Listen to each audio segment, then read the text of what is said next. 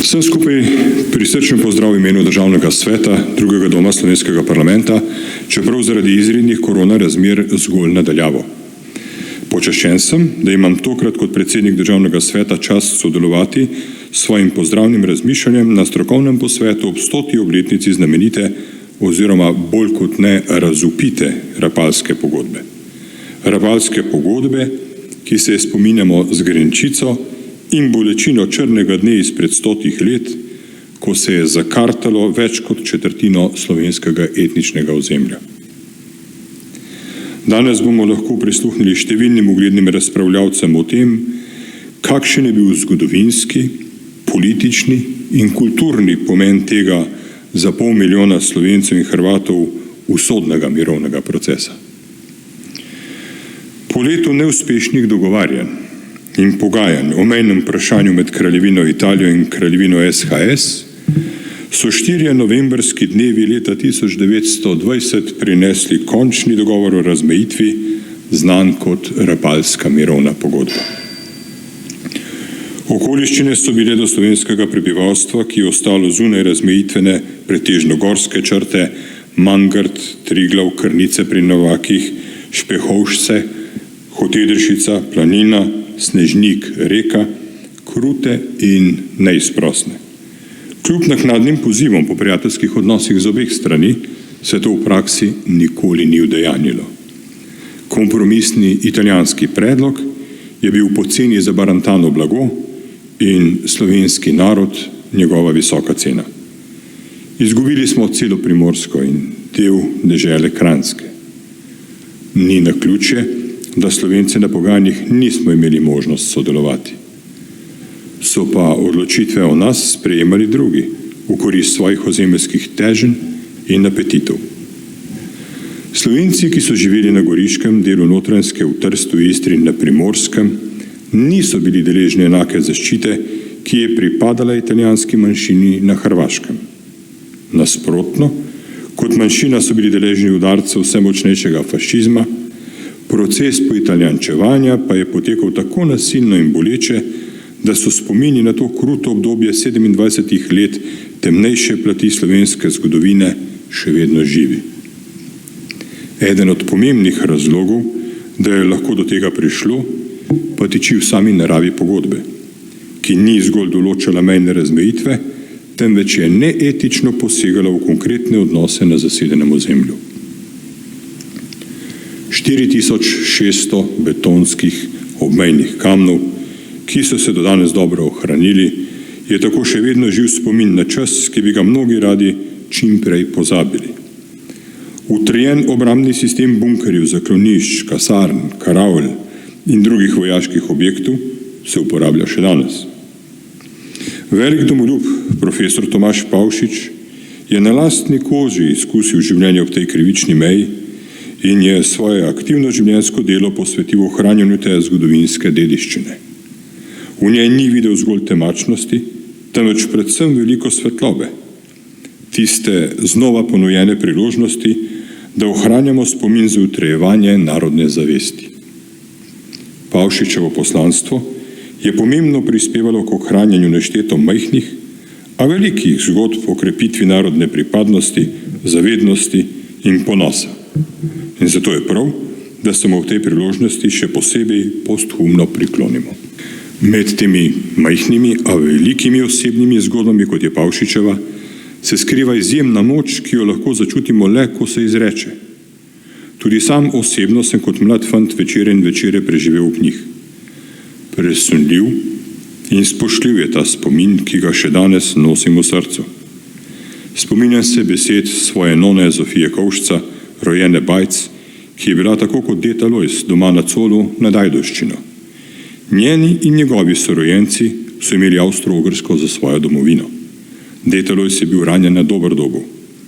Italijansko oblast so doživljali kot okupacijsko oblast od njenega prvega do zadnjega dne leta 1943. Deležni so bili ponižanj, sramotenja ob rabi slovenskega jezika, pa tudi surovih kazni ob nepokorščini do italijanske uprave. Posebno hudo se je italijanska oblast znašala nad intelektualci, premožnimi Slovenci in Nemci, ter zavednimi duhovniki. Nona se je večkrat pridušala, da so od Ljubljane in Beograda v tistih časih okupirani Primorci veliko več pričakovali, kot so dobili. Zdelo se jim je, da so bili izdani, prodani in pozabljeni. Naj za zaključek in kot motiv v današnjo razpravo izberem modro misel, ki pravi, da nas zgodovina uči, da se ljudje in narodi začnejo vesti preudarno šele takrat, ko so že izčrpali vse druge možnosti. In naj ne bo ta misel zgolj oster opomin na napake preteklosti, temveč hkrati poziv k večji preudarnosti, da napak iz preteklosti ne bomo ponavljali. Da se to ne bi zgodilo, moramo najprej temeljito spoznati pot usode lastnega naroda, njegove stiske od znotraj in hude pritiske od zunaj, ki smo jih bili deležni znova in znova. Razkosani, odtujeni, razdvojeni, sestradani, prestrašeni, pa tudi iznajdljivi, uporni, kljubovalni ter pogumni. A ne glede na vse, vselej enotni v tem, da smo bili, da smo in da bomo naprej Slovenke in Slovenci.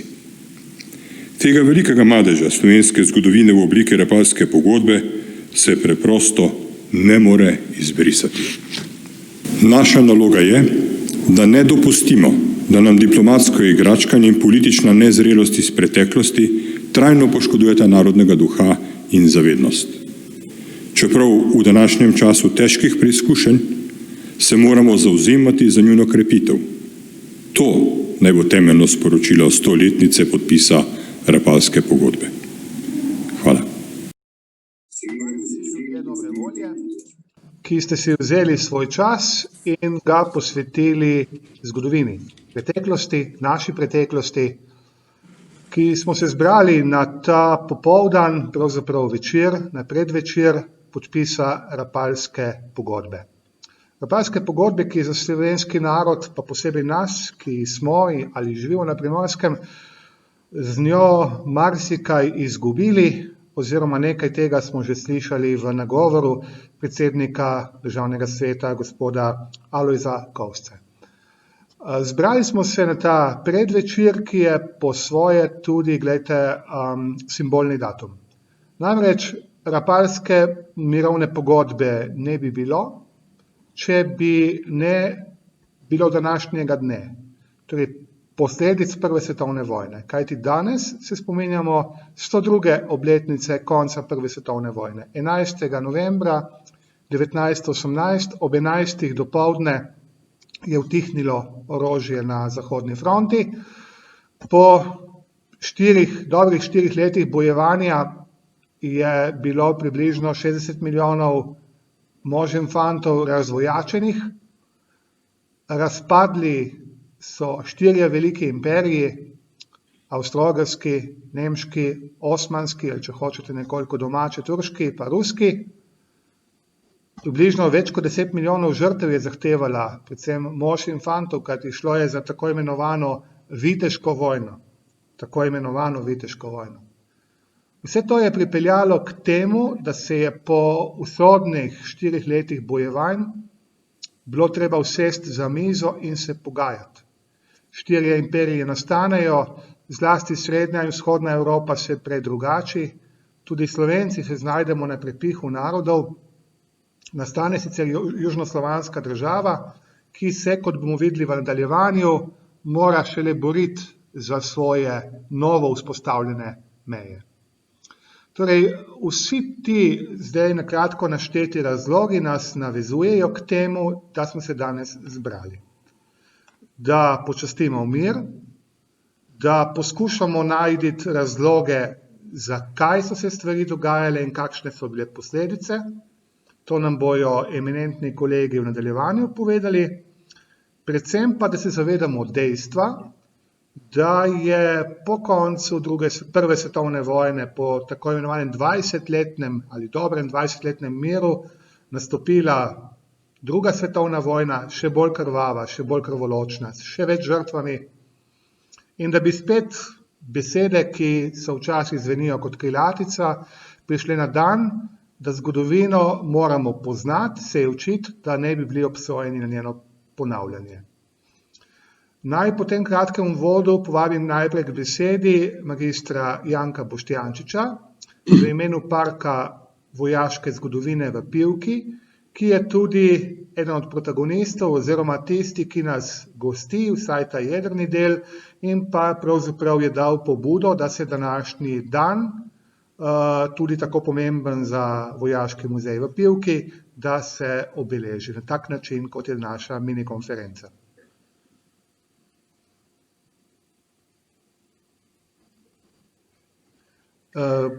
Magister Janko Boštjančič, prosim za kratek nagovor.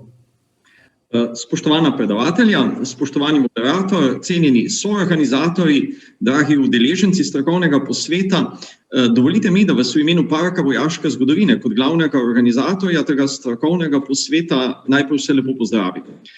Predavateljema in pa soorganizatorjem, torej Zgodovinskemu društvu Rapalska meja, Zgodovinskemu inštitutu Milka Kosa, ZRC SAZU in oddelku za zgodovino Filozofske fakultete Univerze v Mariboru se iskreno zahvaljujem, da so se tako hitro odzvali vabilu in bili pripravljeni na sodelovanje. Posebna zahvala tudi predsedniku Državnega sveta Republike Slovenije, gospodu Alojzu Kovšci.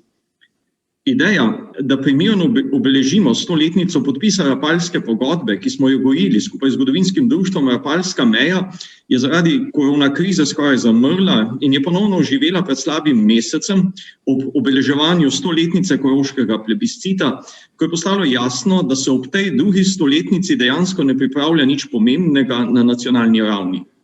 Vsem skupaj se zato še enkrat zahvaljujem za vašo pripravljenost. Dogodek je torej namenjen 100-letnici enega najusodnejših mejnikov v nacionalni zgodovini, ki je posebej s tem, da je grobo prerezal slovensko ozemlje, pustil trajno sled tako v zgodovinskem spominu, v mednacionalnih in tudi mednarodnih odnosih in pa v naši kulturi. Rad bi opozoril še na dejstvo, da je prav Rapalska pogodba tista, ki je Slovence tokraj nove meje združila v Primorce.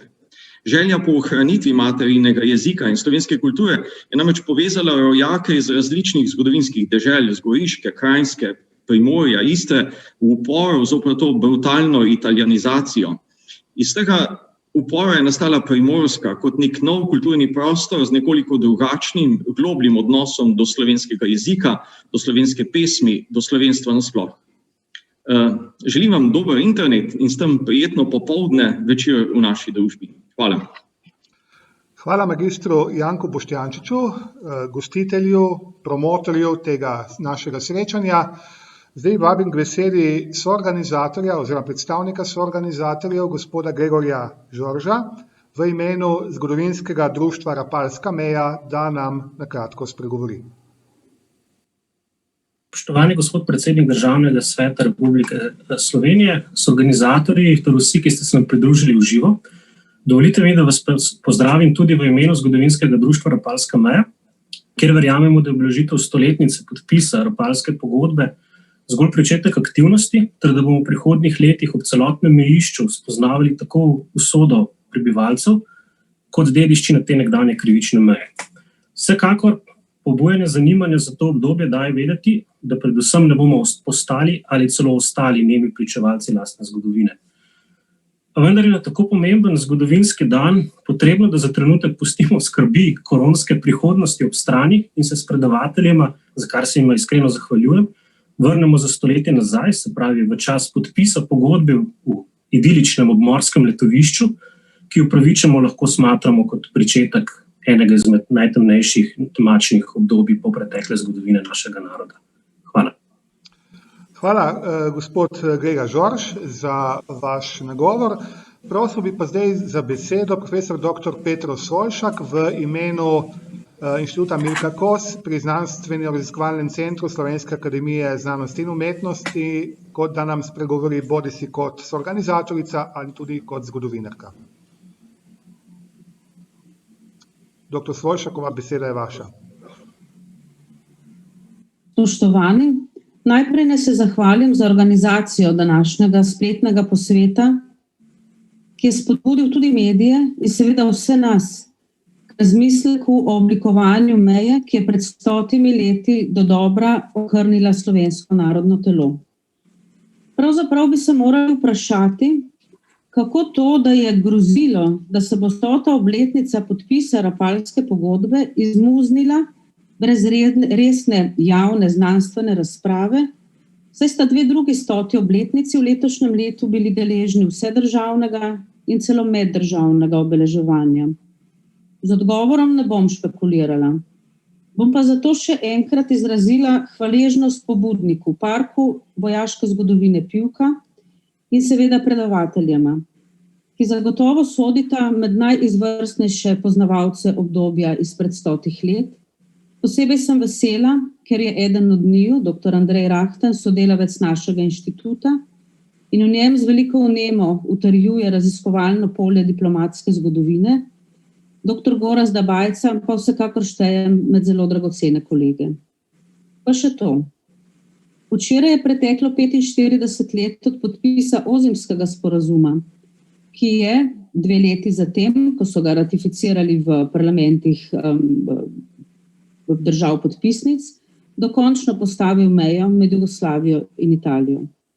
Torej je izbira današnjega dne in priložnosti več kot pravšnja za naše srečanje, ki mu želim srečno pot tudi na svetovnem spletu. Hvala, dr. Petra Svoljšak, za te lepe in povedne, zgodovinsko bogate besede. Kot zadnjega v imenu soorganizatorjev današnjega srečanja, elektronskega srečanja, če hočete, vabim k besedi izrednega profesorja, dr. Gorazda Bajca, ki bo potem naš sogovornik tudi v nadaljevanju. Ga pa vabim k besedi kot prodekana Mariborske filozofske fakultete in ga pozdravljam iz včasih največjega slovenskega mesta, torej iz Trsta, Tržaškega zaliva. Gorazd, beseda je vaša. Najlepša hvala za besedo, ter seveda tudi najlepša hvala za povabilo in organizacijo tega simpozija. Upamo, da se ne bomo navadili na takšne simpozije, da bomo čim prej tudi v živo. Pa vendar mislim, da smo dokazali vsi skupaj, organizatorji in soorganizatorji, da lahko zmoremo tudi to. No, kot soorganizatorji Filozofska fakulteta Univerze v Mariboru v imenu našega dekana, profesorja dr. Darka Friša, prinašam najlepše pozdrave, pač je imel druge nujne obveznosti. In seveda, kaj naj rečem? Sodelovanja smo zelo veseli, sodelovanje smo že udejanili marsikdaj, sodelovanje bo še tudi v prihodnje. Namreč tukaj z kolegi, nekaterimi pa tudi z drugimi, smo že večkrat priredili kakšne zanimive posvete, v zadnjih letih kar nekaj. Zgodovina se ne sme ustaviti, z zgodovino živimo, ponekod morda malo več, ponekod morda malo manj. Prihajam iz Trsta, tu si dovolim osebno noto, je mesto, ki je nekoč bilo brez zgodovine, sedaj je mesto z preveč zgodovine. No, karkoli že. V okviru naše filozofske fakultete Univerze v Mariboru organiziramo recimo ta december 2 druga posveta in lahko tukaj že napovem od 1. do 3. decembra velik posvet o letu 1920 in pa 14. in 15. decembra ob 80-letnici smrti Antona Korošca. Tako lepo vsi vabljeni. Tudi nekateri izmed vas boste tu sodelovali. No, navadimo se za trenutek na ta medij, mislim, da je vsekakor lahko tudi dovolj zanimiv, pa ostanimo zdravi, da bomo čim prej tudi skupaj. Hvala. Hvala, spoštovani kolega dr. Gorazd Bajc. Kmalu se spet slišimo v razpravi, ki bo sledila v nadaljevanju. Glejte, dr. Petra Svoljšak je omenila 2 pomembni obletnici, ki sta bili dostojno proslavljeni v letošnjem letu, oziroma smo se jih spominjali. Obe tragični, precej tragični za naš narod, ena povezana s Primorsko, s Trstom, požig Narodnega doma, 13. julij 1920. Ga imamo tudi v literarnem smislu obdelanega, tudi v zgodovinskem. Če mi dovolite, tukaj bi dal osebno noto in opozoril na knjigo dr. Gorazda Bajca in dr. Boruta Klabjana, ki bo, kolikor vem, kmalu izšla in opisuje te tragične dogodke, vzroke, posledice. Pred kratkim, pred mesecem, dobrim mesecem pa 100-letnica tragičnega koroškega plebiscita, ki je boleče razdelil rojake na Koroškem in po katerem je večina Koroške pripadala Republiki Avstriji. Mi smo se zbrali danes, da obeležimo tretji, recimo temu datum, ki je usodno spremljal slovenski narod v letu 1920, v času, ki je vendarle zaključeval povojne peripetije na slovenskem zahodnem robu, od zasedbe italijanske novembra 1918 preko najprej vojaške uprave na Primorskem do poznega poletja 1919, potem civilne uprave in potem je prišel čas, ko se je bilo treba dejansko zmeniti, kje bo potekala nova državna meja med tedanjo kraljevino SHS in pa kraljevino Italijo.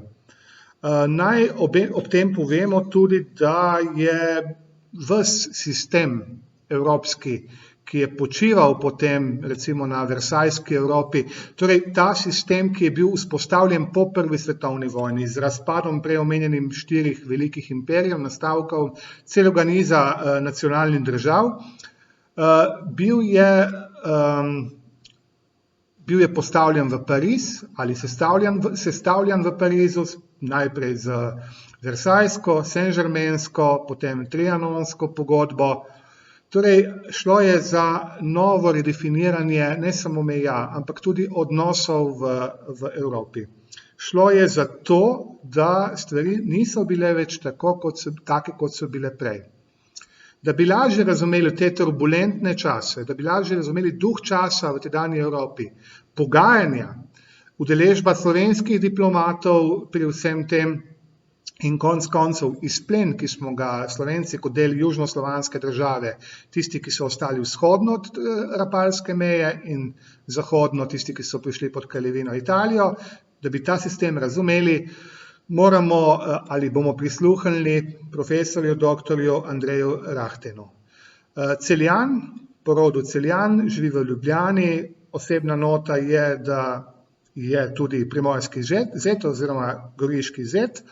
Če pustimo to zadevo, naj povemo, da je to eden najbolj plodovitih, najbolj recimo eksponiranih slovenskih zgodovinarjev, recimo temu srednje generacije, ki je tudi redni profesor na Filozofski fakulteti Univerze v Mariboru in pa znanstveni svetnik na Inštitutu Milka Kosa v Ljubljani.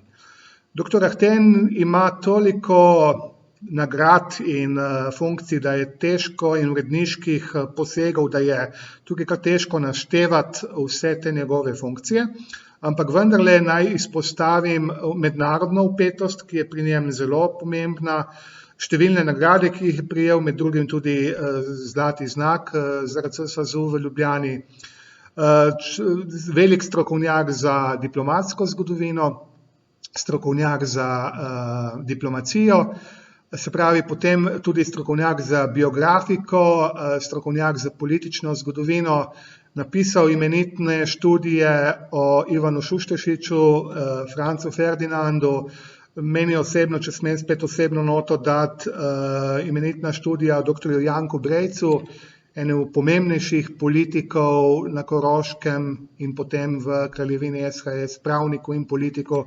Skratka, človek, ki je velik del svojega življenja preživel v arhivih in tudi njegovo delo bazira na arhivskem raziskovanju. Torej, predstavil nam bo okoliščine okrog Versaja, mirovnih pogodb, torej tisto, kar je naše kraje zaobjemalo na predvečer skorajšnje sklenitve popolnega miru, torej leta 18, 19, 20, da pridemo potem do Rapalske pogodbe. Doktor Andrej Rahten, prosim za besedo. Hvala lepa, Renato, za besedo. Sedaj bom poskušal najprej spraviti po konci prezentacijo.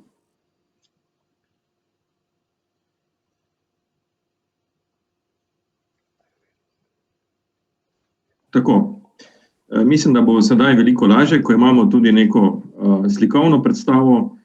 Še enkrat hvala za vabilo gospodu direktorju Boštjančiču za njegovo pobudo. Res sem počaščen, da lahko danes tukaj v imenu ZRC SAZU, Zgodovinskega inštituta Milka Kosa sodelujem. Jasno, sem tudi deloma na Univerzi v Mariboru, tako da sem vesel obeh soorganizatorstev. Iz Renatovega uvoda sem se res spomnil, da sem edini neprimorski govornik danes in res je, to, da sem poročen z Briko, mislim, da odtehta tudi mojo kvalifikacijo na današnje srečanje. Tema je zelo široko zastavljena, poskušal bom samo nekaj ključnih elementov izpostaviti kot neke vrste preludi v predavanje mojega kolega dr. Bajca. Gre namreč za resnično eno dogajanje, ki je v zadnjih letih v slovenski historiografiji doživelo kar nekaj novih pogledov. Tukaj pred vami so nekateri naslovi iz zbirke Studia Diplomatica Slovenica, kjer smo se še posebej sistematično lotili teh vprašanj. Kot lahko vidite, smo poskušali različne aspekte vrstajskega sistema v povezavi s Slovenci obdelati, tudi, bi rekel, za mednarodno javnost, saj nekatere knjige so išle tudi v angleščini in francoščini. To poudarjam tudi zato, ker fotografski material, ki ga boste danes tukaj videli z redkimi izjemami, izhaja iz zbirke Studia Diplomatica Slovenica in je tako tudi podlaga mojim današnjim izvajanjem. Recimo za izhodišče vzajemo tole fenomenalno karikaturo fenomenalnega umetnika Hinka Smrekarja, ki je nastala točno v začetku Pariške mirovne konference, januarja 1919, in kjer na njemu humoren, a hkrati izjemno inteligenten način Smrekar predstavi, kako je pravzaprav delovala Pariška mirovna konferenca. Naj povem, on je zastavil to karikaturo v začetku konference in bomo videli, da je zanimivo, da so potem vsi ti liki pravzaprav upravičili ta sloves, ki jim ga je namenil v karikaturi. Zdaj vsi bomo danes iz današnjega vidika zelo pomembno, še posebej pozorni na nekatere akterje v tej zgodbi in tukaj centralna osebnost, ki jo imamo tukaj vidno, je ameriški predsednik Thomas Woodrow Wilson, glavna zvezda na Pariški mirovni konferenci, ki je pravzaprav za svojim vplivom avtoriteto zaradi vstopa ZDA v vojno, ki odločilno bi pomogel k zmagi Antante proti centralnim silam, imel tudi glavno besedo na Pariški mirovni konferenci. Tukaj so še nekatere tudi, bi rekel, znane osebnosti, tukaj imamo seveda britanskega predstavnika, pa imamo francoskega predstavnika, pa v zadju danes že omenjena, bi rekel, precej polomljena karikatura Osmanskega imperija in čisto ob koncu vidimo še japonskega predstavnika, ki je prav tako tvoril, lahko rečemo temu, veliko peterico.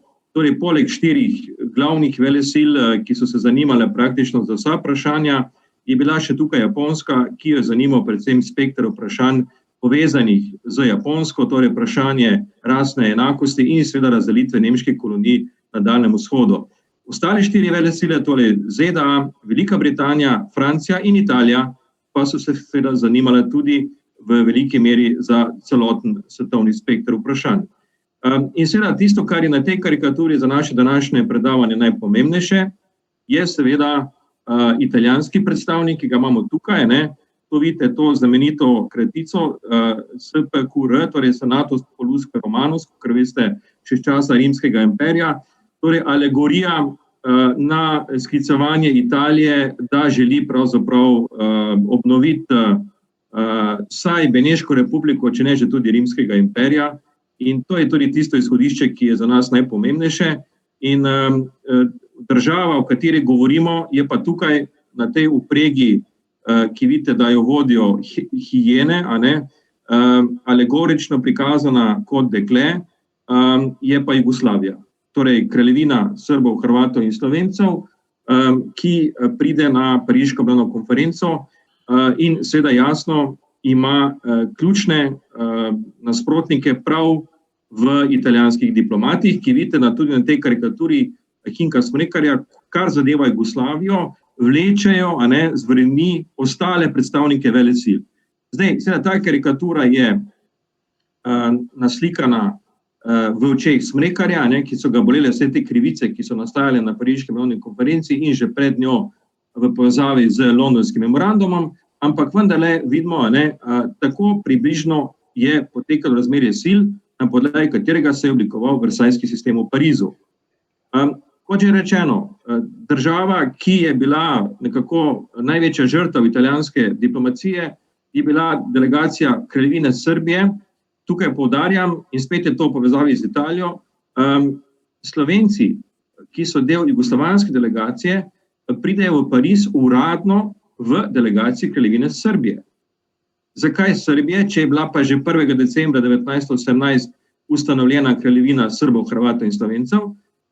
Zato, ker je ravno Italija bila najbolj glasna nasprotnica tega, da se to državo mednarodno pravno prizna že ob začetku mirovne konference. To je za sabo potegnilo en cel kup zapletov, od tega, koliko delegatov lahko sedi na plenarnih sejah, do vprašanja sedeža Črne Gore, kajti Italija ni želela priznati združitve Črne Gore z Kraljevino Srbijo in se potem to zadevo reši tako, da je tudi Črna Gora imela formalno en sedež, vendar se niso mogli dogovoriti, da bo ta sedež zasedel. Naj povem, da je bil takratni kralj v izgnanstvu Nikola v Parizu. In seveda vse to je še dodatno kompliciralo pozicijo Jugoslavije oziroma kraljevine SHS in jasno, šele po dolgih pregovarjanjih je kraljevina Srbija zaradi zaslug med Prvo svetovno vojno dobila 3 sedeže na plenarnem zasedanju. Ko rečem 3 sedeže, potem lahko zelo hitro vidite, da je bilo pa pooblaščenih delegatov, torej delegatov, ki so lahko v imenu kraljevine SHS podpisovali mednarodne dokumente, da so bili 4. Torej, en sedež je zmanjkal. In seveda zmanjkal je, kakor bomo videli, ravno za slovenskega predstavnika Ivana Žolgarja. Kajti vrstni red delegatov v tej delegaciji, ki vidite, da je bila enormna, imela 110 članov, bile so samo še velesile, ki so imele več članov, in jugoslovanska delegacija bila med največjimi v Parizu. In ti pooblaščeni delegati so šli v naslednjem vrstnem redu. Nikola Pašić kot vodja delegacije, legendarni srbski državnik, nekdanji ministrski predsednik, nato Ante Trumbić kot predstavnik Hrvatov, torej Dalmatinec, ki jasno bil še posebej zainteresiran za jadransko vprašanje, kar v primeru Slovencev ni bilo nujno najboljše, in ki je imel tudi izjemno pomembno funkcijo zunanjega ministra. No, in ko bi že moral priti slovenski predstavnik, torej Ivan Žolgar, znameniti pravnik, edini Slovenec, ki je bil kadarkoli minister v avstrijski vladi, so se odločili, da raje še dajo na 3. mesto ponovno srbskega predstavnika, in to je bil takratni poslanik Kraljevine Srbije v Parizu, Milenko Vesnić. Tako da je Žolgar prišel še na 4. mesto in že z te razporeditve, z te hierarhije lahko zelo jasno vidimo, da je bil položaj Slovencev znotraj te delegacije v neki hierarhiji relativno šibek.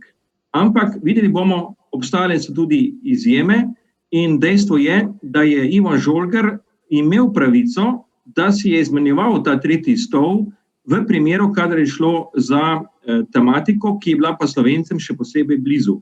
In videli bomo v nadaljevanju, katere so bile te tematike pri razmejitvi, ki so bile Slovencem še posebej blizu. Če pogledamo delovanje same delegacije v Parizu, potem bomo videli, da imamo tukaj eno zanimivo konstrukcijo. Torej na vrhu jasno Nikola Pašić kot predsednik, pod njim je bil generalni sekretariat, ki ga je vodil Slovenec Bogomil Vošnjak.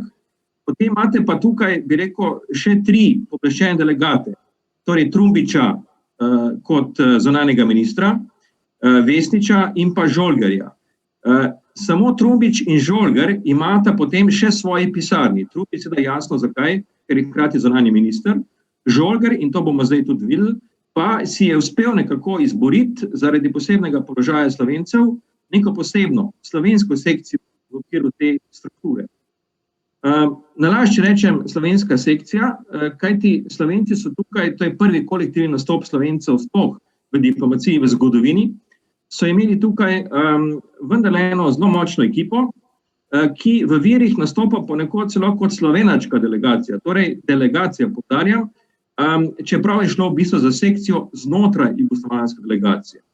In tukaj imamo praktično celotno slovensko ekipo. Naj povem, da so bili del slovenske sekcije tudi predstavniki Istre, to sta bila 2 istrska Hrvata, ki sta delovala v okviru slovenske sekcije. To je mogoče za današnje predavanje tudi potrebno poudariti. In seveda eden od hrvaških kolegov, bolj rečeno dalmatinskih kolegov, Josip Smodlaka, je potem v svojih spominih relativno, kaj ne rečem, z lepimi besedami, izbranimi besedami opisal to delovanje Slovencev, čeprav se politično glede njihovih narodnih zahtev ni strinjal, pa je cenil pridnost in disciplino slovenske delegacije, ki se je pod vodstvom Ivana Žolgerja, kot je on napisal, prelevila v pravcato pisarno po Dunajskem vzoru, kajti Žolger je organiziral slovensko sekcijo po vzoru svojega uradniškega delovanja, ko je bil še na Dunaju visok funkcionar in kasneje minister. Če sedaj pogledamo, kako je komunicirala ta Žolgerjeva pisarna ali slovenska sekcija v Parizu, potem bomo videli kaj. Videli bomo, da imamo tukaj še dve enoti, od katerih sta obe izjemno pomembni tudi za Primorsko.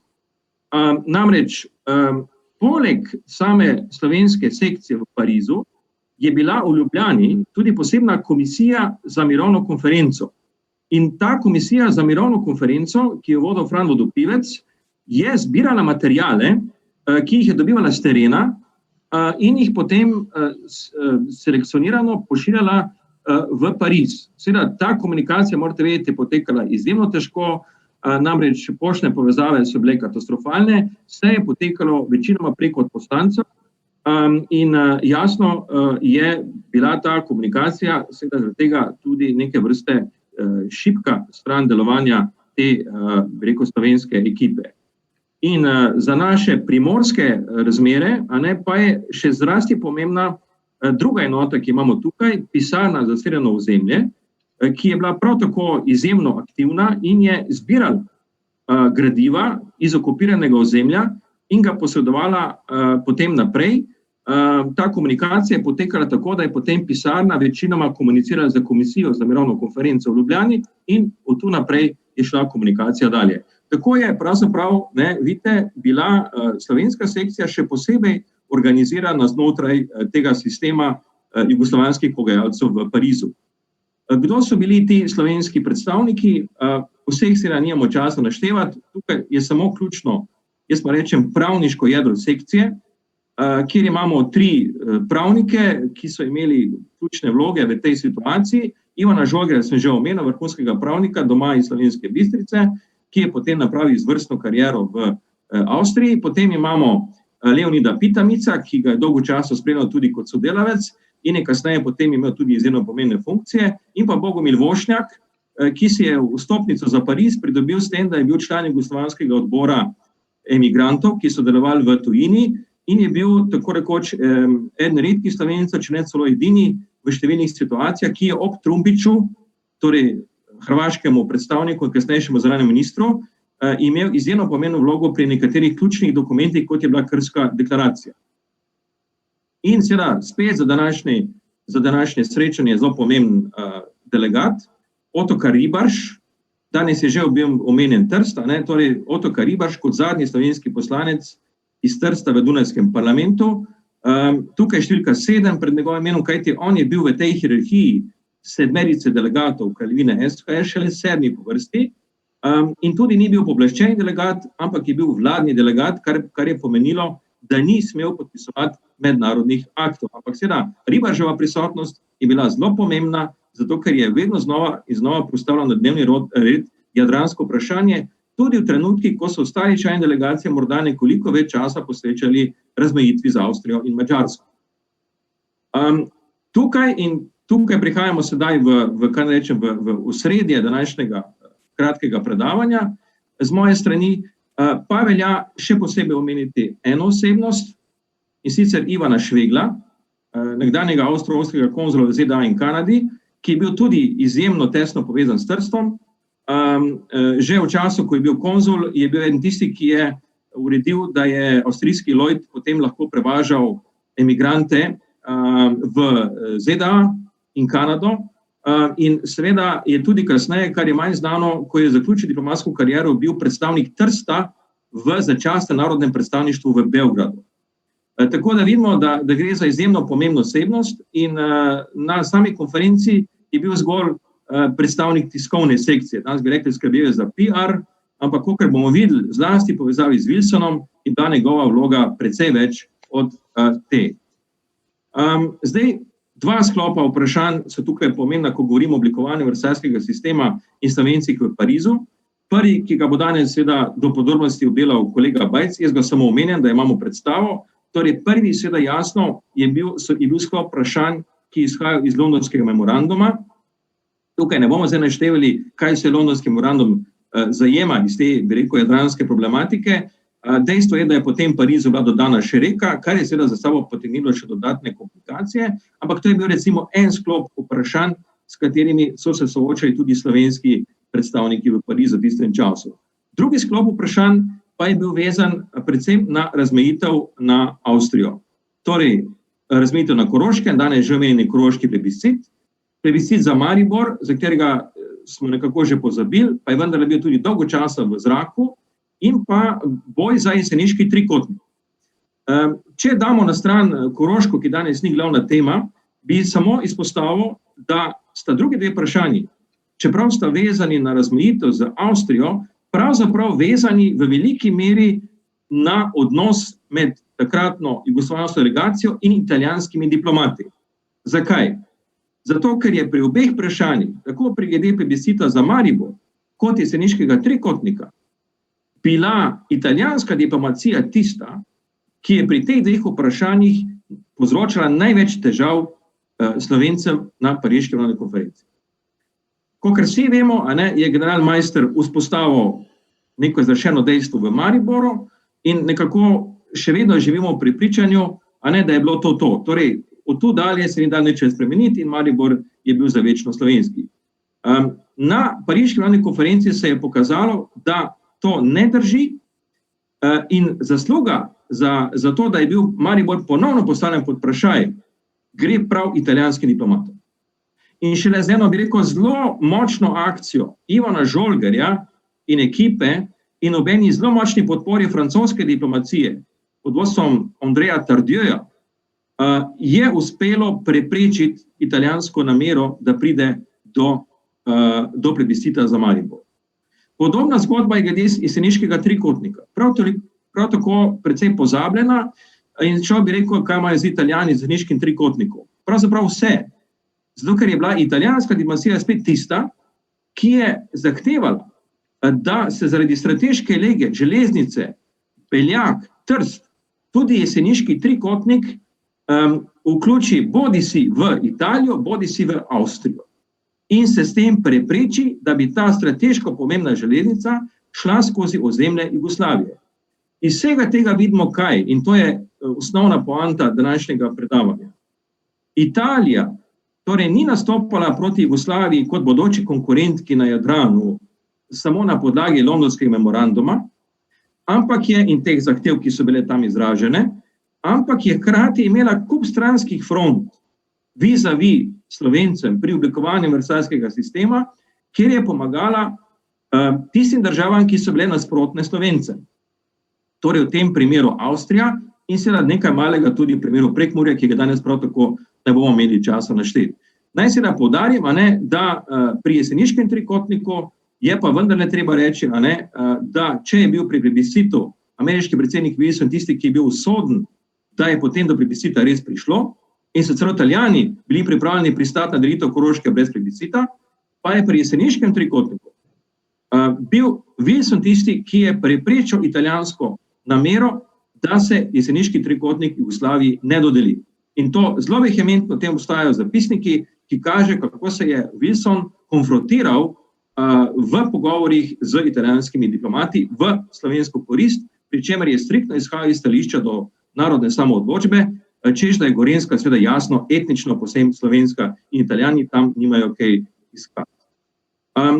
In smo že pri, bi rekel, prvem vrhuncu tega, bi rekel, delovanja Slovencev v Parizu, ko gre za njihovo delovanje v tej diplomatskem svojstvu. Dve audienci so namenjeni, obe sta bili po zaslugi konzula Švegla organizirani. Prva je za naše današnje predavanje veliko bolj pomembna, torej audienca, ki je bila 25. aprila 1919 v Parizu in kjer je sicer Švegl bil povabljen strani Wilsona naj pride sam razložiti situacijo glede Primorske, pa je on potem, seveda, kot spreten diplomat, zraven potegnil še dva, lahko rečemo, politika, torej oba vezana na Primorsko, kajti tudi za Vošneka je manj znano, da je on sicer rojen v Celju, pa je potem tudi našel svoje, bi rekel, zatočišče v Gorici. Torej Vošnek in Gregorin, sta bila v tej delegaciji, ki se je potem Wilsonu predstavila in je imela svojih, lahko rečemo, dobesedno skoraj 5 minut, da je predstavila problem Primorske vizavi Italije. Kaj lahko na kratko povzamem na tej podlagi, kar bo tudi za uvod naprej glede pogajanj pri Rapalski pogodbi.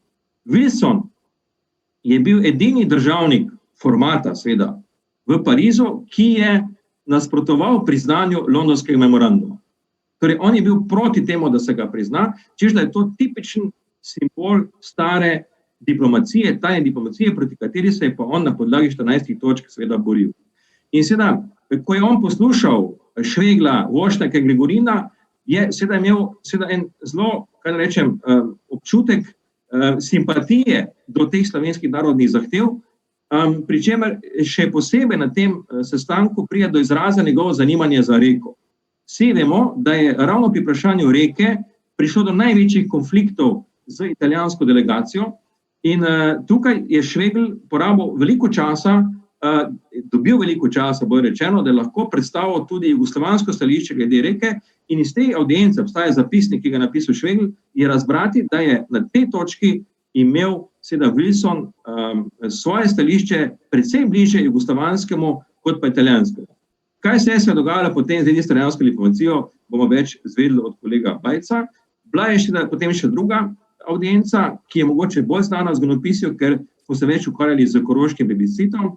Namreč 5. junija 1919 prije pa potem ena res impozantna delegacija iz Ljubljane pod vodstvom torej predsednika deželne vlade za Slovenijo Janka Brejca in pa škofa Jegliča, ki potem seveda predstavi svoje videnje predvsem koroškega problema in tukaj pač Brejc uporabi ta znameniti izrek Ave Wilson Sloveniji mori tudi te salutant, ki pa očitno ni dovolj ganil ameriškega predsednika, da bi spremenil svoje stališče glede koroškega plebiscita. Tisto, kar ostane v zraku in kar je tudi druga poanta za današnje predavanje, je to, da takrat ugotovijo Slovenci, da jim Wilson, recimo pri Koroški, vsiljuje plebiscit, ko gre pa za Primorsko, pa kljub simpatijam ne želi tako daleč, da bi Slovencem dovolil plebiscit za Primorsko, za katerega so Slovenci za razliko od Koroškega računali, da ga seveda lahko dobijo. Seveda, nekako vsi smo fokusirani na leto 19, naj povem, da se potem v letu 20, bi rekel, te vrste diplomatov precej izrečijo, vrhunski državniki odidejo, Wilson prvi, že sredi leta 19 tako naprej. Žolger ostaja v Parizu, oblikuje, bi rekel, jugoslovanske pozicije, tudi glede Društva narodov in tako naprej, ki so pomenili za versajski sistem in šele potem 9. septembra 1920 odide iz Pariza z seveda ničelnim izplenom, če hočete, ko gre za vprašanje razmejitve z Italijo, tukaj je pač ugotovljeno, da z Italijo je potrebno priti do bilateralnega zaključka. In še čisto za konec, ena zanimivost, danes smo govorili, torej Slovenci tukaj nastopajo pri oblikovanju vesoljskega sistema v Parizu kot del jugoslovanske delegacije, in nekako se vedno vsake toliko časa pojavi vprašanje, kaj pa če bi slučajno Slovenci bili izven tega jugoslovanskega okvira. In tukaj je en dokument, ki sem ga odkril po sreči, lahko rečem, ker je bil del enega fonda, ki je bil prej že zelo raziskan, in sicer pismo Josipa Vidmarja, begunca, ki je pribežal pred italijansko okupacijo iz kanala ob Soči in ki se je obrnil na to, bi rekel, Ljubljansko konferenco, oziroma Ljubljansko komisijo za pariško konferenco Frana Vodopivca, in kjer je v enem zelo obširnem pismu, ki ima več strani, zelo natančno opisal, kako si on predstavlja delovanje slovenskih predstavnikov v Parizu.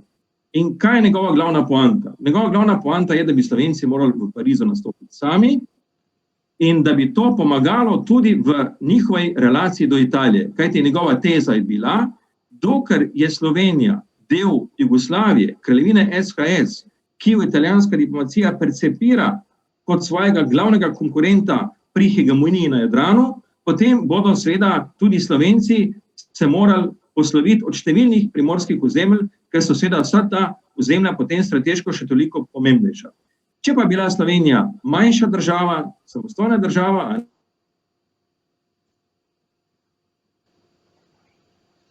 Andrej, se slišimo? Andrej, se slišimo? Bojim se, da smo izgubili Andreja Rehtena, ki je tako ali tako končeval s svojim predavanjem. Na kratko, kolikor je pač mogoče v 20 minutah, ampak izredno sintetično nas je uvedel v samo srčiko današnjega nastopa, drugega nastopa, ki ga bo izvedel dr. Gorazd Bajc. Naj ob tem se zahvalim Andreju Rehtenu za zelo slikovito predavanje. Naj ob tem povem, da je tudi poleg stvari, ki smo jih omenjali, strokovnjak za Habsburško monarhijo, Habsburško družino, zlasti v poznih obdobjih, in pa ne nazadnje tudi ne samo proučevalec diplomacije, ampak tudi protagonist diplomacije. Dr. Andrej Rehten je bil najprej med 2013 in 2017 tudi slovenski veleposlanik pri avstrijski državi na Dunaju. Gremo naprej, gremo v čas jeseni, sredine jeseni, novembra 1920, ko je bila v majhnem ligurijskem letovišču Rapallo, pravzaprav mestecu Rapallo, podpisana Rapalska pogodba.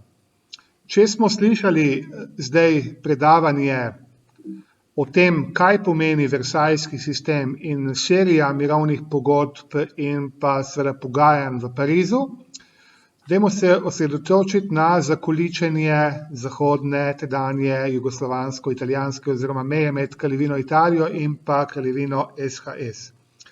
Predaval nam bo izredni profesor dr. Gorazd Bajc, ki smo ga imeli priliko že uvodoma spoznati, ko nas je nagovoril kot prodekan za znanstveno-raziskovalno dejavnost na Filozofski fakulteti v Mariboru. Gorazd prihaja iz Trsta, kjer tudi živi s svojo družino. Je strokovnjak za različna področja zgodovinopisja, predvsem 19. in 20. stoletja. Ukvarja se tako z mednarodnimi odnosi kot jugoslovansko oziroma slovensko-italijanskimi, potem ukvarja se z manjšinami. Zgodovinarji pa ga mogoče najbolj poznamo kot strokovnjaka za obveščevalne službe. Tudi njegove monografije o tem govorijo. In pa človeka, ki ima izreden posluh za arhivsko delo. Dr. Gorazd Bajc je veliki obiskovalec arhivov v tujini, od Rima do Beograda, od Londona do Washingtona, in dejansko tudi njegova dela bazirajo predvsem na arhivskih virih. Avtor številnih monografij, samostojnih člankov, poznan tudi kot urednik nekaterih zgodovinskih revij in pa tudi prejemnik številnih nagrad. Gorazd Bajc, iz Trsta se nam oglaša, beseda je tvoja. Ja, dober dan ali pa že lahko skoraj dober večer. Jaz imam v ozadju že PowerPoint. Samo povejte mi, če je viden. Se vidi, v redu je. Ok, hvala lepa. Namreč Zooma veliko ne uporabljam. Najlepša hvala za besedo, najlepša hvala še enkrat organizatorjem, ki so me prosili za eno zelo široko tematiko, zelo obsežno, slovenska zahodna meja po prvi svetovni vojni, kakšna je bila zasedba in potem še pogajanja v Rapallu. Bom dal tukaj nekaj osnovnih zadev, ker je zadeva res zelo široka. Seveda moramo se vprašati, zakaj na tem območju je bil problem tako velik glede razmejitve, ki je vplivala na to, da je bilo tudi veliko nasilja. Od leta 1920, ko pride do Rapalske pogodbe, do 1977, ko pride do izmenjave ratifikacijskih listin med Italijo in Jugoslavijo, se pravi, da je ozimska meja definitivno tudi sprejeta. Torej, se pravi, da je bilo 57 let tega boja za to mejo, če ne še več, zaradi tega, ker leta 18 se zaključi prva svetovna vojna. Torej, kje dobiti tukaj nek začetek? V bistvu je začetek spora pravzaprav skoraj nemogoče definirati, ker verjetno ne vsi bi se strinjali z periodizacijo, vendar pa bo težko, da se ne bi vsi strinjali, v čem je izvirni diplomatski greh tega. In to je podpis tajnega dokumenta 26. aprila leta 1915 v Londonu med zavezniki, se pravi med Britanci, Francozi in Srbi na eni strani in z Italijo. Znan je kot Londonski pakt, nekateri celo govorijo o londonskem sporazumu ali dogovoru, v resnici je bil to memorandum, osebno sem dobil tudi ta arhiv originalne v londonskem arhivu, ni pa to bistveno. Je bistveno nekaj drugega. V zameno za vstop v prvo svetovno vojno je Italija dobila obljube, da bo dobila veliko zemlja. Poleg drugega, Primorsko, Istro in del Dalmacije. Italija, kaj je s tem želela, kot so pravili, zaključiti svoj risorgimento in da bi postala absolutni gospodar na Jadranu. Kar bi to bilo odskočna deska za njen vpliv v Sredozemlju in na Balkanu. Pri tem ne na italijanski strani, ne na zavezniški strani niso upoštevali enega velikega dejstva, ki je bilo tako značilno za to območje etnično mešanega območja. Etnično mešana slika. Pa ne samo to, Italija naj bi po teh obljubah dobila tudi določena območja, kjer italijanskih prebivalcev sploh ni bilo. In ne govorimo le o dveh majhnih zaselkih. Torej, Londonski memorandum leta 15, jaz ga imenujem izvirni diplomatski greh vseh teh težav na tem območju. Vendar za zaveznike je tedaj bila prioriteta nekaj drugega. Premagati nasprotnika, sovražnika in morda, kot so rekli, da bi se glede etničnih težav ali pa rešitev domenili po vojni. Potem med vojno, kot dobro vemo, je vojna sreča nihala, je pa na koncu Italija med zmagovalci, Avstro-Ogrska pa, kot dobro vemo, se razruši. Nastanejo pa nove države, med temi jugoslovanska, in tu nastane novi problem. Zakaj? Ker na italijanski strani dobijo novega konkurenta na Jadranu, jugoslovansko državo. Italija tega dejstva ni želela sprejeti, pravzaprav od ustanovitve kraljevine Srbov, Hrvatov, Slovencev pa SHS je začela zakulisno podpirati tiste jugoslovanske kroge, ki niso marali v skupno državo. Predvsem to je bil hrvaški separatizem. Potem nekaj slovenskih politikov je bilo zraven in je na začetku nekaj krogov iz Črne Gore. Kaj pa se zgodi konkretno na terenu? Tu je en zemljevid, ki upam, da je dovolj čitljiv, ker prikazuje določene črte. Najbolj na vzhodu črta, najbolj na vaši desni, je črta dodatnih italijanskih zahtev po prvi vojni. Druga črta je črta, kot je tekla zasedba ob koncu prve vojne. Črta, ki ni črtkana, je črta obljub iz Londonskega memoranduma leta 15. No, italijanske čete zasedajo v nekaj dnevih celotno območje, razen nekaterih krajev v Dalmaciji, to pa so manjši kraji. No, in če tukaj pobliže pogledamo tale zemljevid, vidimo, da ne samo je v bistvu italijanska vojska prekoračila tole črto, ki je bila obljubljena v Londonu leta 15, potem so bile zahteve še večje, s tem je pa vsekakor za zasedbo imela veliko prednost že na začetku. Kako je bilo pod zasedbo? Tukaj so podatki že znani iz marsikaterih raziskav, ki so jih opravili nekateri eminentni zgodovinarji, v prvi vrsti dr. Milica Kacin-Mohinc, seveda. Lahko pa rečemo naslednje, ki pa je tudi vplivalo potem na poznejše dojemanje celotnih razmer. Italijanska zasedba ni bila prijazna do slovenske in hrvaške prisotnosti na tem območju. Bilo je že na začetku tudi nekaj nasilja, ali pa konkretno italijanska država je tudi nasilje dopuščala. Dejstvo pa je, da se je odnos do, kot so rekli, novih okupatorjev še poslabšal.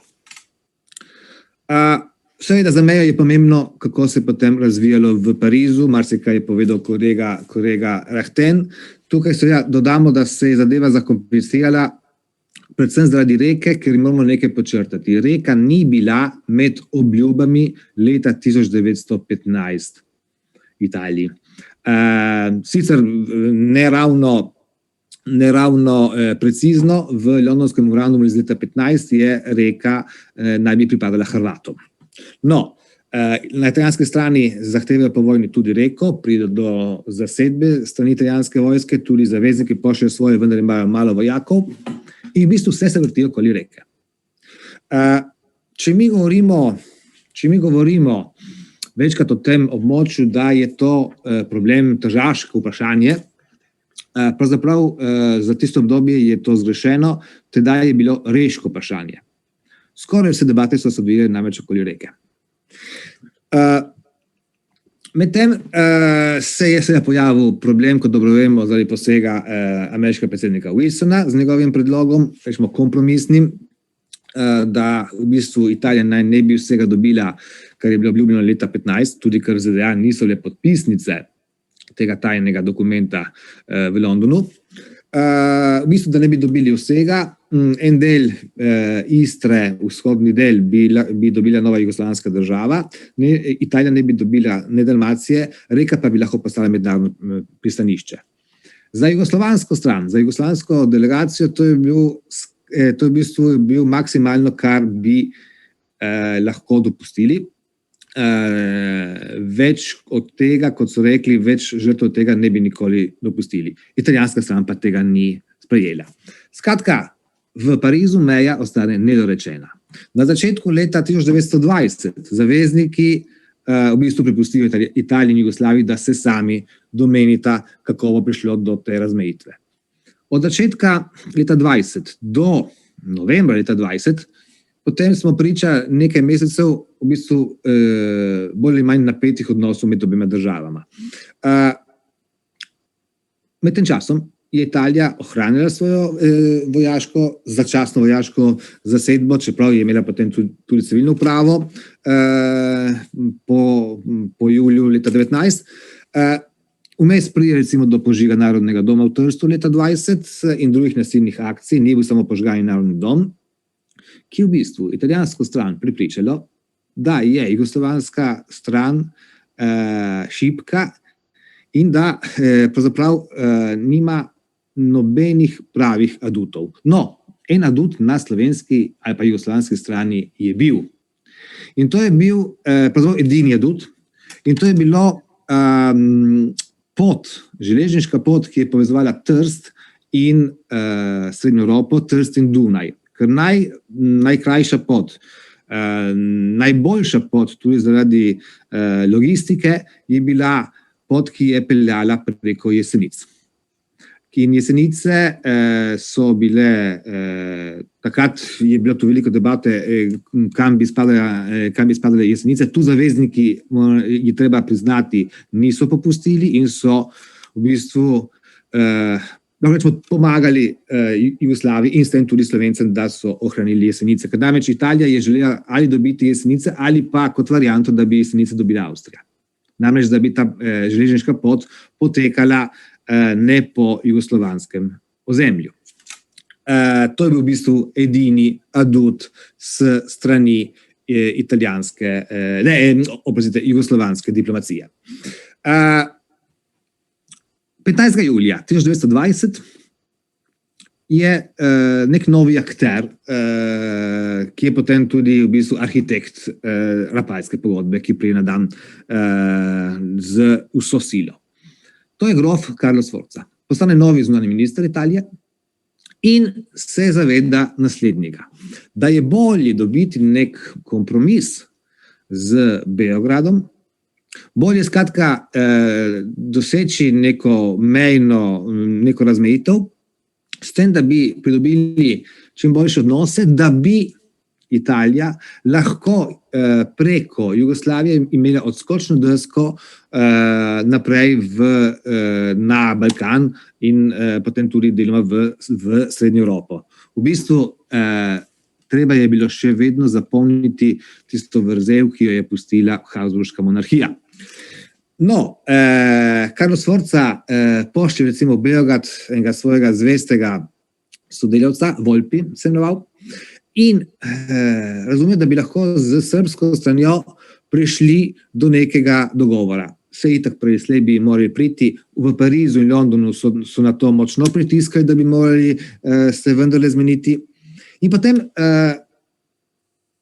maj zatem Italija napravi še eno potezo, ki je v bistvu zanjo pomembna, ker pridobi veliko simpatije v mednarodnih odnosih. Zapusti vojaško obljubi, da bo zapustila Albanijo. Ker tudi glede Albanije je bilo zelo, zelo vroče in tu reakcija Pariza, Londona in Washingtona seveda je bila zelo pozitivna in torej italijanska stran se čuti vedno močnejša.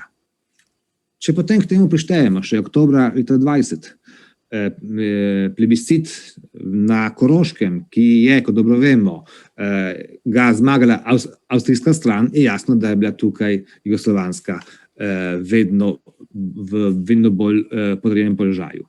To se je videlo sicer že pred Rapallom. Recimo, en velik problem je bil in veliko zavlačevanja je bilo glede delitve bivše avstro-ogrske flote. Tu je mišljena en del flote, tu je mišljena vojna flota in tudi trgovska flota. Tu je v bistvu na koncu italijanska stran dobila veliko več tonaže, kot je pač bilo mišljeno na koncu Prve svetovne vojne. Tudi ker Francija in Velika Britanija so se svojemu delu tukaj odpovedale. Sedaj pa, kako je bilo pred odhodom v Rapallo. Dve sta bili delegaciji, italijanska in jugoslovanska. V italijanski so bili trije protagonisti. Že menjeni grof Sforza, zunanji minister, predsednik ministrskega sveta ali prvi minister Giovanni Giolitti in vojni minister Ivano Bonomi. Obenem so v tej delegaciji, imamo nekaj podatkov, da naj bi bili tudi nekateri drugi prisotni, recimo načelnik generalštaba in nekateri višji uradniki zunanjega in vojnega ministrstva. Na jugoslovanski strani pa so bili trije glavni in edini protagonisti. To je bil ministrski predsednik Milenko Vesnić, Ante Trumbić, zunanji minister, ter finančni minister Kosta Stojanović. V delegaciji SHS, ki je šlo v Rapallo, ni bilo nobenega Slovenca. Sicer vlada v Ljubljani na začetku novembra upa, da bi lahko se ji pridružil Ivan Švegelj. To pa se ne uresniči. Tu je moje vprašanje, morda med oklepajo malo provokativno. Zakaj ni bilo nobenega Slovenca? Ali so se morda zavedali slovenski politiki in ali diplomati, da so pogajanja v bistvu nemogoča glede slovenskega ozemlja in torej nihče se ne bi upal iti tega podpisati? Karkoli že. Zapremo oklepaj. V Rapallo je odhod z vlakom za jugoslovansko delegacijo, ki 6. novembra tudi pride z ekspresnim vlakom v Ljubljano, ustavi se, na peronu pride predsednik državne vlade Janko Brejc in predstavniki slovenskih strank, seveda se pogovarjajo z jugoslovanskimi predstavniki in, kot je pisal Slovenec, izrekejo zaupanje, da bodo delegaciji znala pri pogajanjih varovati pravice našega naroda. Na to je delegacija šla dalje. Delni optimizem na slovenski strani. Velik optimizem je bil na italijanski strani, to si lahko tudi predstavljamo. Pričakovanja drugih, seveda, o Parizu in Londonu sem že nekaj povedal.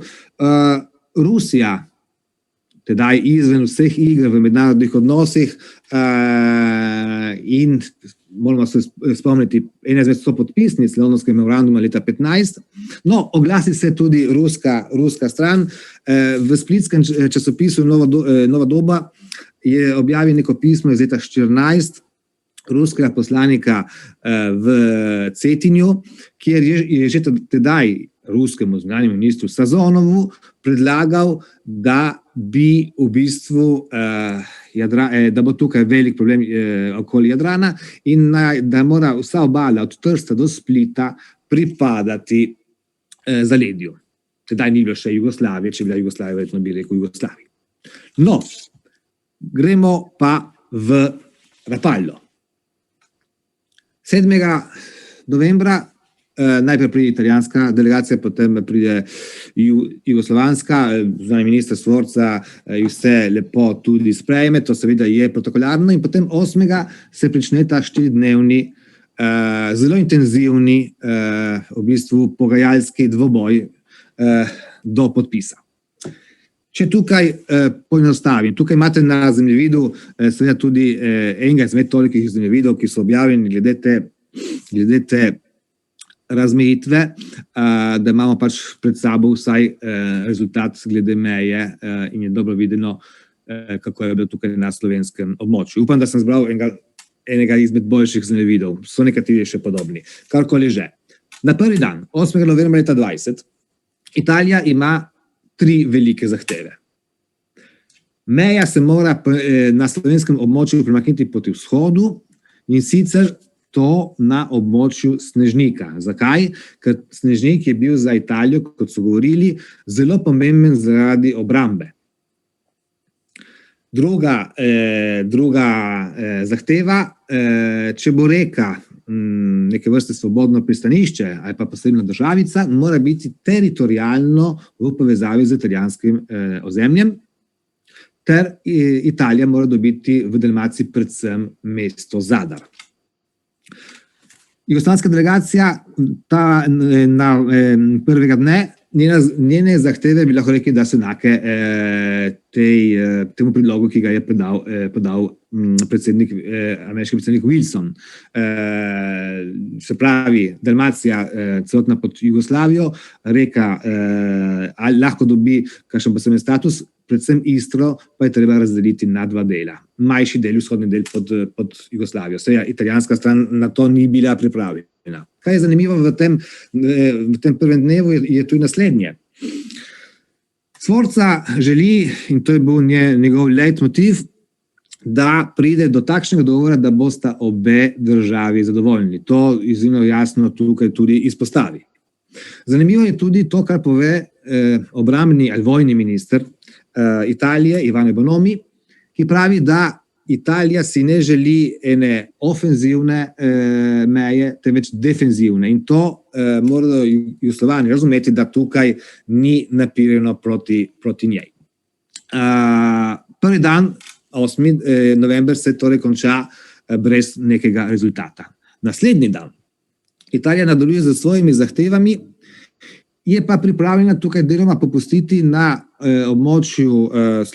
slovenskem območju glede Logatca in glede okraja severno od reke Kastava.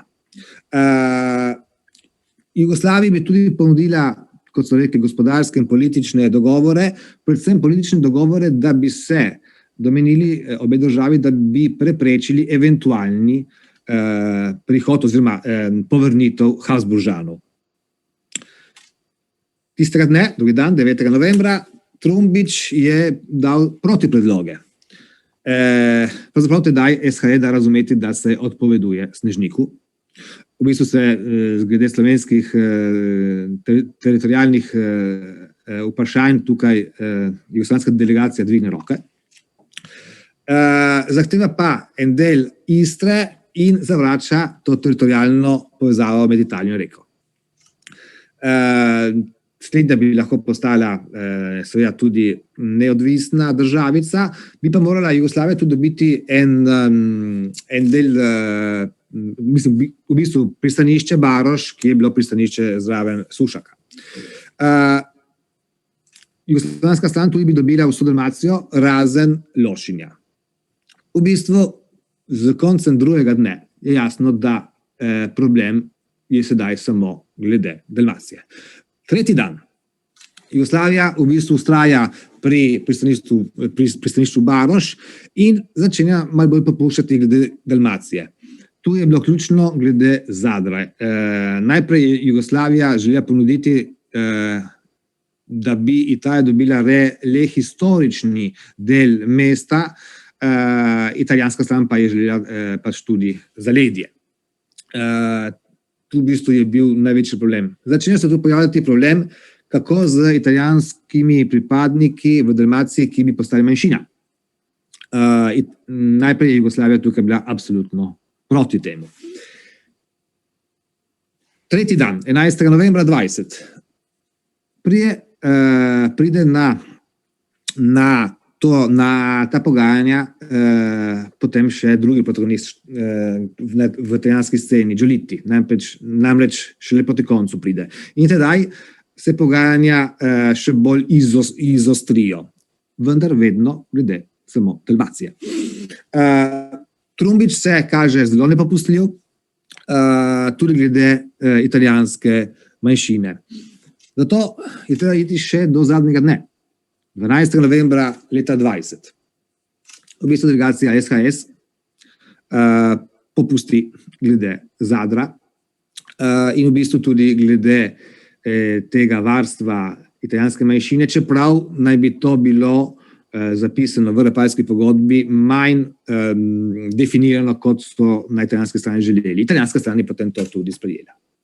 Končni rezultat z podpisom: Italija dobi vso Ilirsko krajino, dodatno, kot sem rekel, predvsem z Snežnikom okoli Ilirske Bistrice tudi, pa del okoli Postojne, otoke Cres, Lošinj, Lastovo, Palagruža in v 7. členu garancijo za svojo manjšino.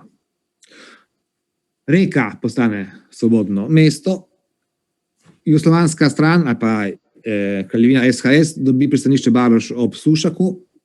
Po nekaterih interpretacijah tedaj tudi Italija končno prizna Jugoslavijo. Namreč v preambuli Rapalskega dogovora je tudi rečeno, da Italija s tem, da podpiše ta dogovor, tudi izpolnjuje enega izmed svojih najvišjih ciljev v prvi svetovni vojni. Jugoslavija dobi v bistvu vse drugo v Dalmaciji in vsaj začasno boljše odnose z svojo sosedo. Nič pa v Rapalski pogodbi glede slovenske in hrvaške manjšine v Julijski krajini. Kako so reagirali Slovenci? Velika upanja so bila. Velika upanja pred tem podpisom in tu bi jaz rad izpostavil v bistvu v enem članku, kar je zelo značilen za tisti čas, zelo podobno dobimo tudi v drugih.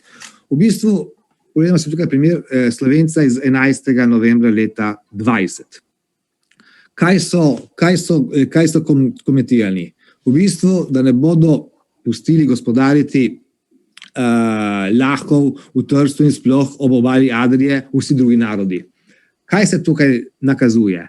Če bodo Italijani pretiravali, pravijo v Slovencu, prej slej se jim bo usoda maščevala. Naj torej ne pretiravajo. V isti številki, kaj so naložili svoji delegaciji? Ja, če bodo pretiravanja, jugoslovanska delegacija mora z dostojanstvom odkloniti in tudi oditi. Ne pustimo si ničesar diktirati. Se opravičujem? Ja. In nazadnje, če bo pa takšna pretiravanja, naj se Italija zaveda, da prej ali slej bomo imeli moč in bomo v bistvu reagirali in kaj nazaj tudi pridobili. Ali Italija bo izgubila v bistvu Trst. Napoved o prihodnosti ni to edini primer. Tudi recimo okoli požiga Narodnega doma v srednjih časopisih je naglaševanje, da ko bomo močni, mi Slovenci, ne, seveda med narekovaji dajem, se bomo maščevali in bomo osvojili. In to maščevanje v bistvu bo tudi precej hudo. Je tudi to dodatno spodbudilo protifašizem na Primorskem po Rapalju, v bistvu brez dvoma. Žal se je tudi zanačilo večkrat italijanske pripadnike z fašizmom. Pozneje je tudi to vplivalo na tako imenovane fojbe na tem območju. Da iščemo vzrok temu, seveda moramo iti vsaj v leto 1820 nazaj. Hvala lepa in hvala za vašo pozornost. Hvala, Gorazd, za zelo nazorno in sintetično predstavljeno okvire, ki so nas pripeljali do sklenitve same pogodbe oziroma sporazuma. Ob stoletnici je prav do teh stvareh spregovorimo, ampak bi izkoristil še prisotnost ponovno kolega Andreja Rahtena, ki je spet z nami, prej so bile neke manjše težave. Andrej, vprašanje, namreč smo že v obdobju, ko smo zaključili in lahko si privoščimo nekaj časa za kramljanje. Med vami, spoštovane sledilke in sledilci, poslušalke in poslušalci, imate tudi vi možnost, da preko vprašanj se vključite na našo razpravo. Andrej, moje vprašanje bi šlo v smeri, ker si strokovnjak tudi za avstrijsko stran ali predvsem avstrijsko stran, pa poznaš tudi avstrijske dobre arhive. Kako je Avstrijska republika gledala na Rapalsko pogodbo? Ja, tukaj je eno zelo zanimivo, bi rekel, obdobje Avstrijske republike, ki je namreč bila po eni strani soočena s tem, da je Južna Tirolsko morala že v zgodnji fazi pariških pogajanj odstopiti Italiji in tukaj je Wilson moral popustiti že tako na začetku. In seveda od tu dalje pa smo priča enemu zelo zanimivemu zavezniškemu odnosu. In dejstvo je, da so Avstrijci vse skozi zelo pozorno spremljali. Če berete poročila iz Beograda in iz Ljubljane, kjer je bil tudi predstavništvo Avstrije, Republike Avstrije, potem boste videli, da so oni sicer uradno nastopajo v dokumentih kot striktno nevtralni, ampak če berete med vrsticami, so pa seveda vse skozi v tem času na italijanski strani. Kot zanimivost naj povem, da je v letih 1919-1920 zaslediti v avstrijskih dokumentih, diplomatskih dokumentih, ki so bili torej, na podlagi pogovorov v Ljubljani sestavljeni, kar nekaj, jaz bi temu rekel, lažnih preplahov.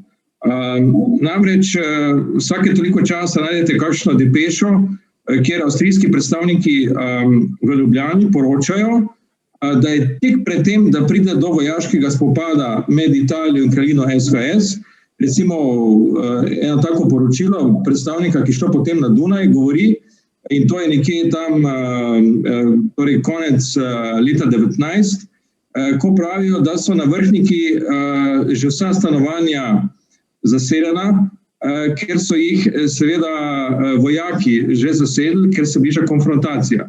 Torej, Avstrijci zelo pozorno spremljajo preko svoje diplomacije, kaj se dogaja na tej relaciji med kraljevino SHS in Italijo, vendar navzven izkazujejo striktno nevtralno stališče in to se potem pokaže tudi pri Rapalski pogodbi. Andrej, hvala za to pojasnitev. Mislim, da je bila potrebna in tudi dobrodošla v tem kontekstu. Pa mogoče vprašanje za Gorazda. Gorazd, da se pomaknemo nekoliko pozneje oziroma bliže naši sedanjosti, približno 20-25 let po Rapalski pogodbi. Kakšno je tvoje mnenje, kakšen uspeh je bil retorično, čemu ga lahko pripišemo, da je bila po drugi svetovni vojni s Pariško mirovno pogodbo vendarle Rapalska pogodba redefinirana oziroma presežena in da se je vsaj del slovenskega nacionalnega ozemlja na zahodu, severozahodu tedanje Jugoslavije, vrnil recimo temu v Matico, čeprav sta obe stoletni središči, Trst in Gorica, ki nikoli sicer nista bili popolnoma slovenske, ampak sta v sozvočju z svojim zaledjem figurirali kot slovensko okolje, da se je vendarle ta Rapalska pogodba po drugi svetovni vojni revidirala. A bi nam lahko tukaj sintetično predstavil nekaj svojih pogledov?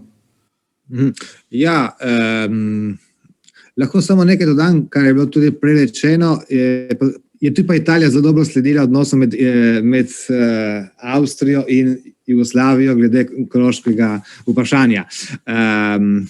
Pomagali so predvsej Avstriji, to je jasno, tudi na terenu.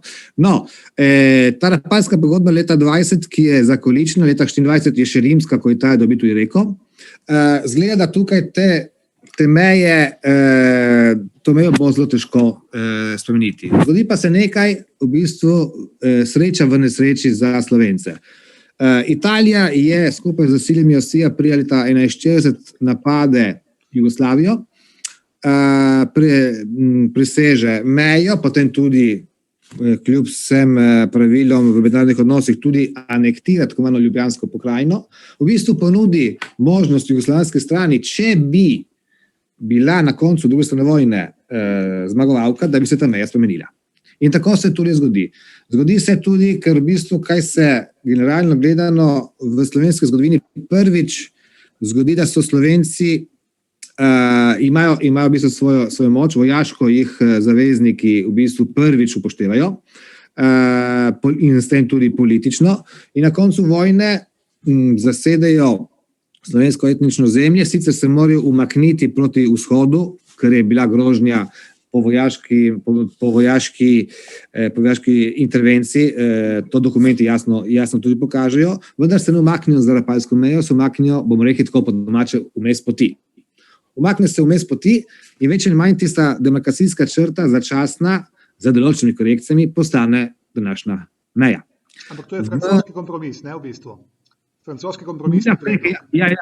Več ali manj je potem prišlo do manjših teh korekcij. Leta 1947 je ta pariška mirovna pogodba z Italijo, en del, ta večji del se razdeli, cona B, Posočje, prije pod Jugoslavijo, dobršen del Istre prije pod Jugoslavijo, je še ta sporni del Tržaška pokrajina in Istrsko-Bujski okraj, ki imamo čakati do leta 1954, ko je Londonski memorandum med Italijo in Jugoslavijo, ki pa Italija ga ne ratificira. Zato ozimo leta 1975.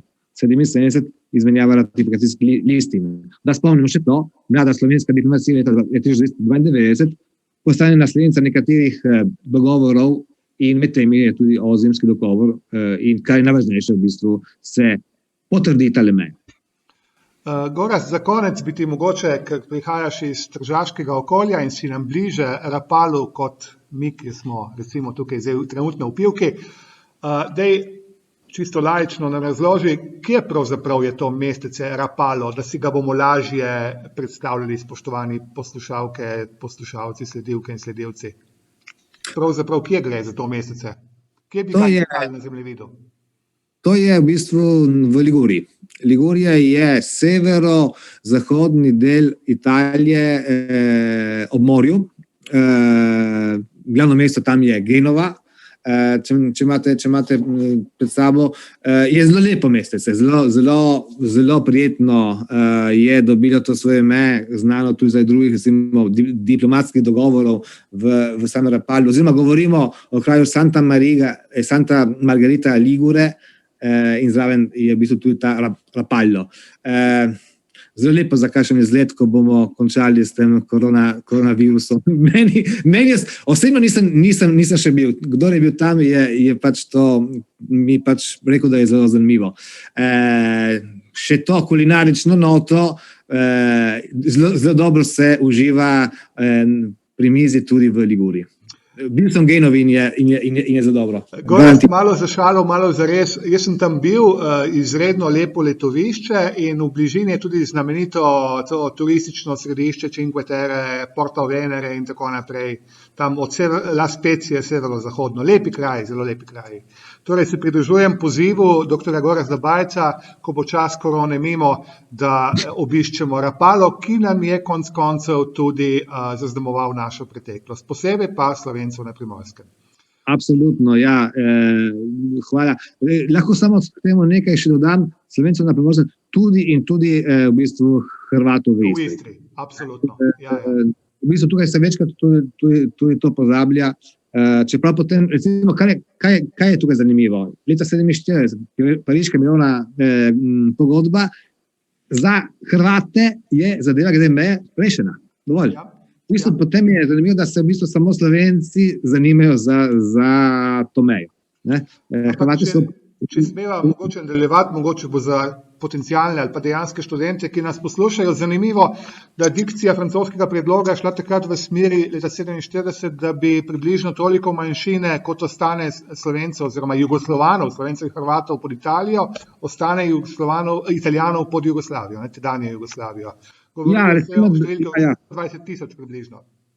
Ja, približno, ja. Vse pri tej zadevi, tisto, kar je najbolj fascinantno, če gledamo za nazaj, ljudje so trpeli, ima recimo kot vprašanje, italijanska narodna skupnost večinoma zapusti in del Dalmacije, tako mani ezuli, če malo poenostavim, čeprav niso bili vsi ezuli,